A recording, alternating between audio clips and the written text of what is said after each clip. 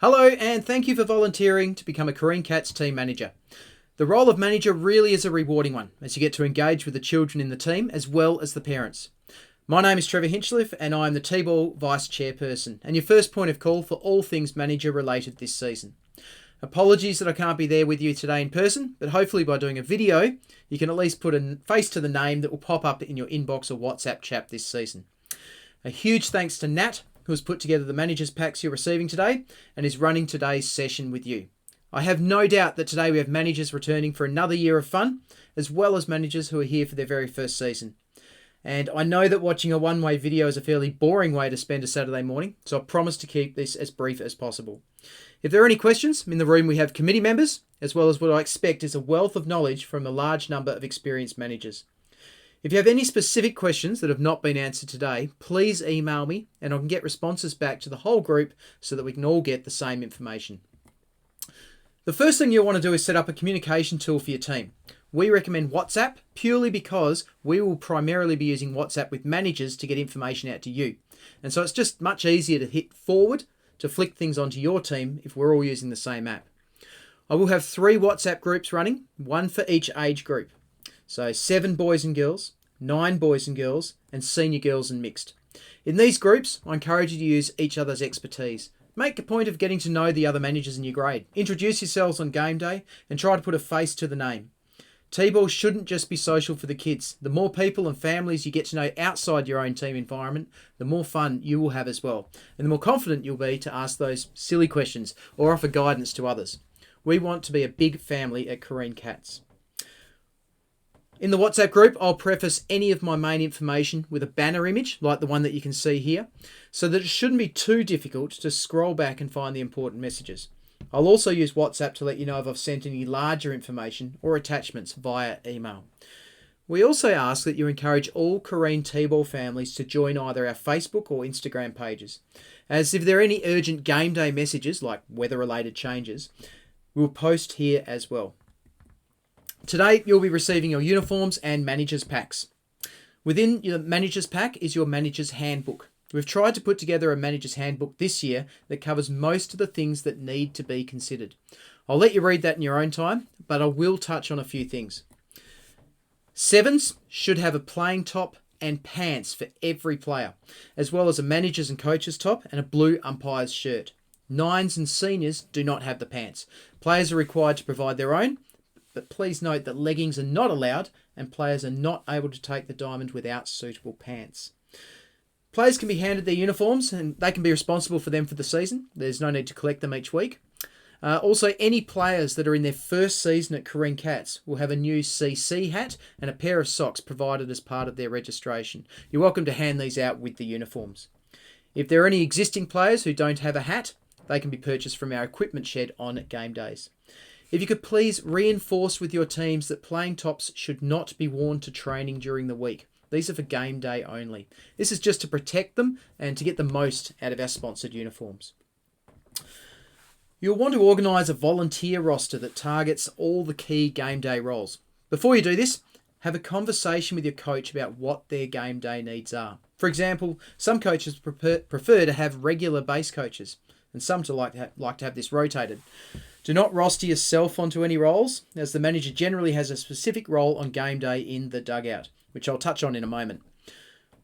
Roles that you will want to consider include collecting the gazebo, bat stand and benches from the equipment shed if you've got an early game, or returning the equipment should you have a late game.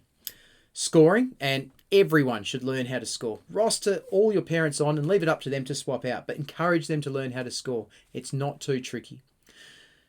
Obviously, our under 7s or our 7s do not need to score at all for this season. Base coaches, if you're needing them. Lollies or fruit, if that's what your team decides. Umpiring duties. You can even choose who's going to be picking the player awards for the week. There will also be a canteen roster where each team will be asked to supply a few volunteers to work under the guidance of our experienced canteen manager, Bev. This will be a one-time thing in the season for each team, and it will be during a time slot that your team is not playing, so hopefully no one misses the game. There are some important OC health safety rules to go through, such as closed-in shoes have to be worn and no children under the age of 15 in the kitchen, but I'll send this information out before the season begins so it's really clear. This leads into our new Volunteer Team of the Year award.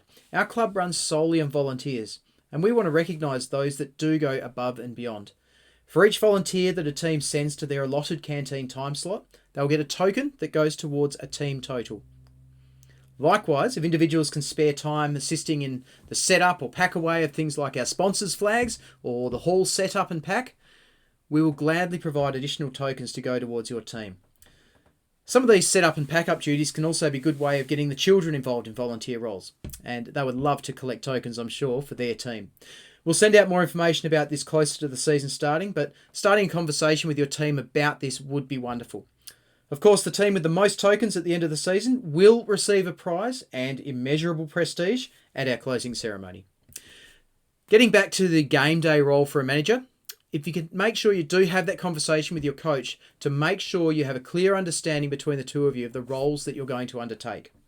Coaches are usually responsible for putting together a batting order and fielding positions for the game, and managers are usually responsible for ensuring that the players understand their positions and batting order for the upcoming innings before they head out of the dugout.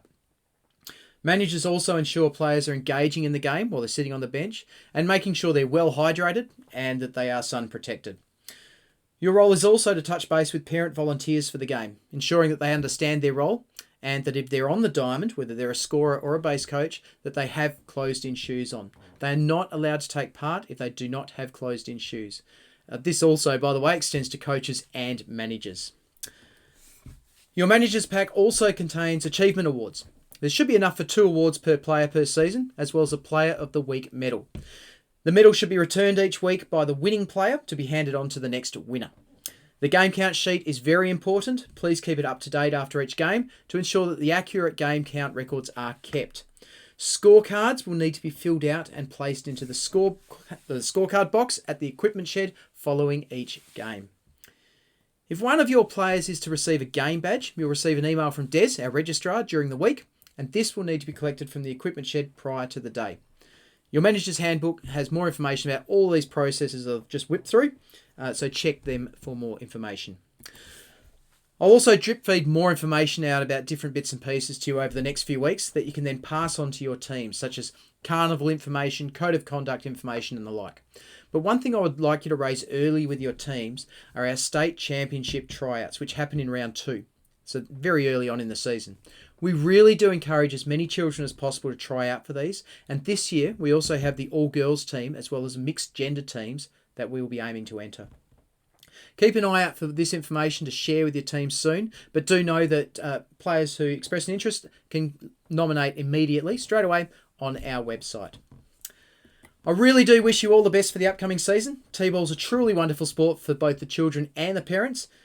And between you and your coach, really try to bring your team together to embrace the 4 F's of T-ball. Have plenty of fun, develop the fundamental skills, epitomise fair play, and embrace family involvement. Good luck, everyone. This video is also on our website under the Managers section, along with plenty more information. I'll leave you now to discuss any questions that may have arisen. Thank you.